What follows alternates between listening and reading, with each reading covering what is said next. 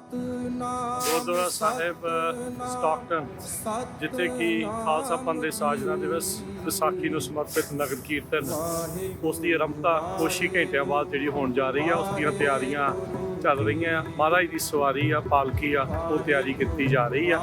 ਸੋ ਸੰਗਤਾਂ ਨੂੰ ਹੁਮ ਹੁਮਾ ਕੇ ਪਹੁੰਚਣ ਦੇ ਲਈ ਬੇਨਤੀ ਕੀਤੀ ਜਾਂਦੀ ਹੈ। ਸੋ ਸਾਰੇ ਜਾਣੇ ਪਹੁੰਚੋ। ਗਦਰੀ ਬਾਬਿਆਂ ਦੇ ਇਤਿਹਾਸਿਕ ਸਥਾਨ ਗੁਰਦੁਆਰਾ ਸਾਹਿਬ ਸਟਾਕਟਨ, ਜੋ ਵਿਚਾਰੇ ਸੈਂਟਰ ਦੇ ਵਿੱਚ ਪਹਿਲਾਂ ਬਿਲਡਿੰਗ ਹੁੰਦੀ ਸੀ, ਉਸ ਨੂੰ ਮੂਵ ਕਰ ਦਿੱਤਾ ਗਿਆ ਹੈ। ਸੋ ਵਿਚਾਰੇ ਹੁਣ ਕਾਫੀ ਜ਼ਿਆਦਾ ਸਪੇਸ ਆ।